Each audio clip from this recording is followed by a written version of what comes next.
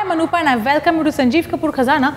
I have shown you many recipes with bread. This one is marble bread.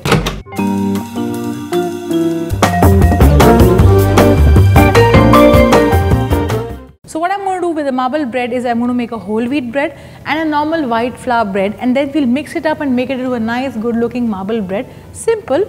You're going to observe a little things here and there, but overall it seems to be a simple recipe. Just that follow the recipe ingredients to the T and you will come out with this amazing product. So let's quickly see what all ingredients we need to make a marble bread. So to make the white bread, we need refined flour, dry yeast, sugar, milk powder, butter, salt. Now before we move to the ingredients of the whole wheat bread, I need to soak the yeast in some warm water. So what I have here is some warm water. So I'm going to mix that in the dry yeast and add the sugar to it. When you use dry yeast, you have to mix it well till all the grains of the yeast are dissolved in the water. So which is why I'm doing this first. Even before you start weighing your ingredients for a bread, always weigh the yeast first and then process it like this. So you mix in warm water, you mix in the sugar and you leave it. So by the time you have finished weighing all your ingredients, your yeast is ready to go into the dough. So that is why I am mixing this up. So now the yeast is getting proofed. In the meanwhile, let's see the ingredients for the whole wheat bread. So for the whole wheat bread, we need whole wheat flour. In this recipe, I am going to use some fresh yeast, sugar, some rolled oats, salt, butter, milk for a milk wash. So again with this recipe, we need to process the yeast. So here I have the sugar, and in this we'll again add in the warm water. Yeast gets well activated when it is mixed with warm water and sugar. So but the only thing is that you have to wait for this entire thing to dissolve well. But there are recipes, or you can also add this into the flour directly, mix it up and make your dough. So while you knead, the yeast, especially the fresh one, gets mixed well. With the dry yeast, I feel that it is better to be dissolved in water first and then added to the dough. So while the fresh yeast is getting activated, what I will do is I'll start making the bread. So to begin with, here I have refined flour, followed by some milk powder, salt, and this is the dry yeast. You can see it has become nice and frothy. So I'm going to add all of it to this.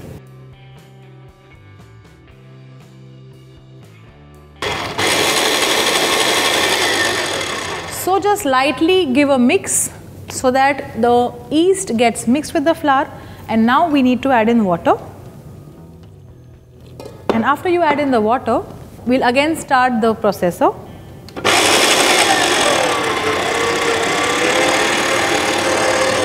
Add some more water. So now the dough is done, but now I need to add in the butter. So what I'll do is I'll lift up the dough. It's quite soft and sticky, but once I add in the butter, everything will be perfect. So here goes in all the butter. And now we'll knead the dough once again.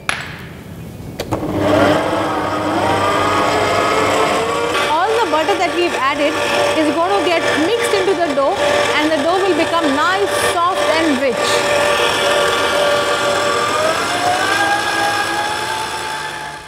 Okay, so this is done.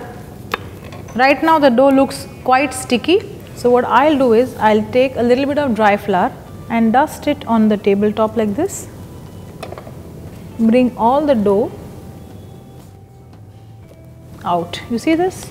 Absolutely nice and soft, and it's very stretchable. You see this? Perfect. That's the best part about doing a dough in a machine.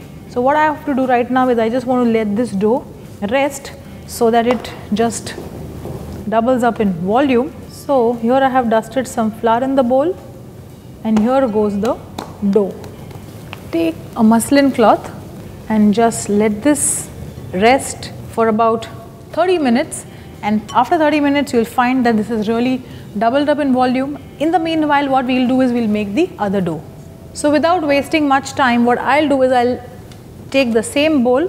in which we'll put whole wheat flour followed by some rolled oats. Here goes the fresh yeast which we had dissolved and kept, and salt. So after you put this in, just one spin to mix the yeast and the flour together. And now to this we'll start adding the water.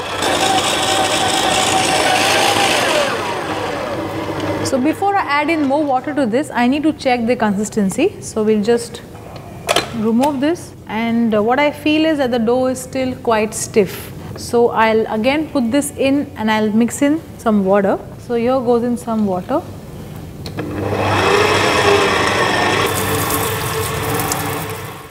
So after mixing this, just get the dough in the center, and now what we'll do is we'll add in the butter.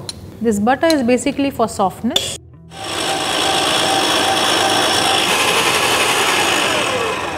Okay, so this dough is also done.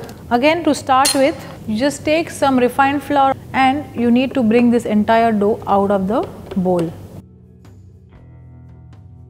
So this dough itself is so soft. So you see this dough is absolutely soft, just the way a bread dough should be, stretching well, perfect. Now what you have to do is you have to just take this, again some refined flour in this, or even whole wheat flour is fine.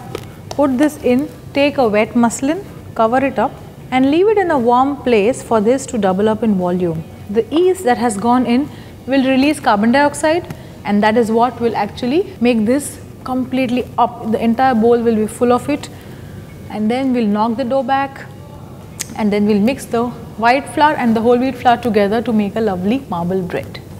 Okay, so one by one we'll knock back the dough. Here I have the white flour dough which we had first made. So we'll just take some dry flour and we'll just bring this out of the bowl. You see that the dough is actually looking very soft, but don't worry, this is how it should be. So take some dry flour like this. It's not very difficult.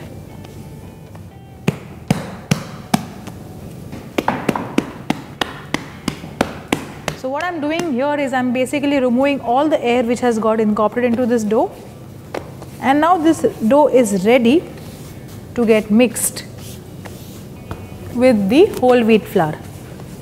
So what I'm going to do is I'll just mix this up once again, and we'll just leave it here to rest for a while. In the meanwhile, I'll also bring out the whole wheat dough.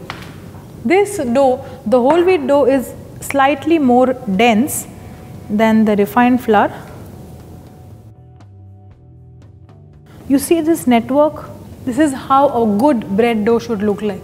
So again, you take this,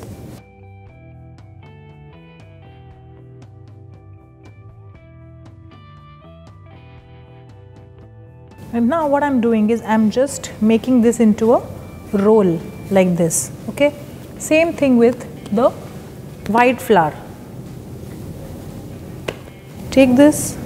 When you actually start working with both the flours, you will see that it is difficult to handle the white flour because it's softer, but that's the goodness of refined flour. It has gluten, which is why you get enormous amount of elasticity in the dough.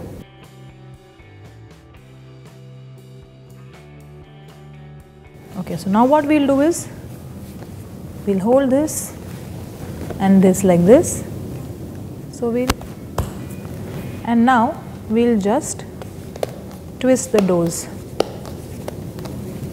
So this is for the only reason that we are able to mix this up well. And now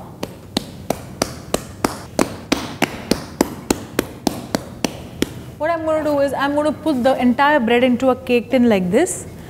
So I need my bread to be at least of this length. So which means I have so much extra which I need to fold and tuck into a bread. So what I'll do is, here I need to dust.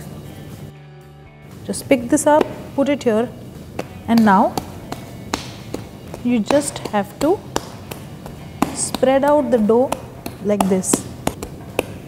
Okay, fold this in Now you have to just roll this in nicely.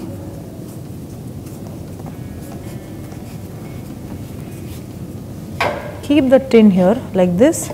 Now this can be greased with some oil.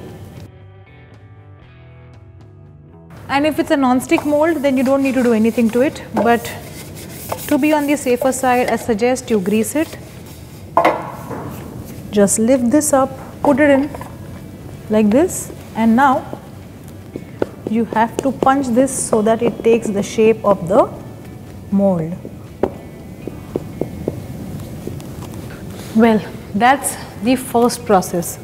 Now again we will have to cover this and we let this rest in a warm place till this again doubles in volume. So this may take anywhere around 15 to 20 minutes more, and after that we'll give it a nice good milk wash, and then this will go into the oven to bake. Okay, see, the bread dough has proofed and it has actually come right up to the brim of this mold. All that I have to do now is take some milk and give a nice generous milk wash. You can also brush this with some egg. What you have to do is you should break an egg, mix some water in it and just brush it like this. So just don't put excess milk or it will just run down to the sides of this mold and the entire bread will stick to it. So you got to be careful. Just light brushing is good enough. And when this milk starts caramelizing, it will give you a nice color to the bread, but don't do too much of it. And you can see the marbled look on the surface of this bread. So whenever you cut through it after the loaf is baked, you will see this marbled look even inside. Okay, so now this entire thing is going to go in the oven. I'm going to bake at 200 degrees Celsius, and the oven has been preheated at 200 degrees Celsius also. This will take somewhere around 25 minutes. After 25 minutes, we'll actually see when you actually press the surface of the bread, it will spring back, which means it's done. So I'll put this in and we'll check this after 25 minutes.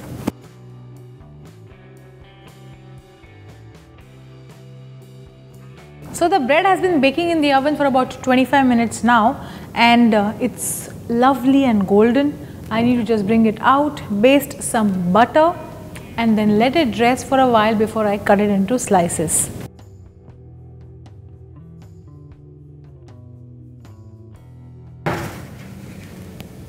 So just take some butter and just baste this up nicely. So here goes the bread, it's done. So you'll have to wait for a while for the bread to cool down, then you can demold it, slice it into whichever, however thick you want to cut, thick slices, thin slices, I leave it to you. But don't ever cut a hot bread.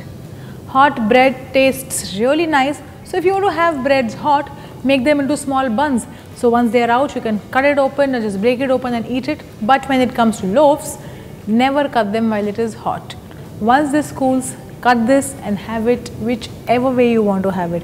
You can just have it plain, simply buttered with some garlic butter, plain butter, have it with some soup or make some lovely sandwiches. So that I leave to you, but this recipe you must surely try.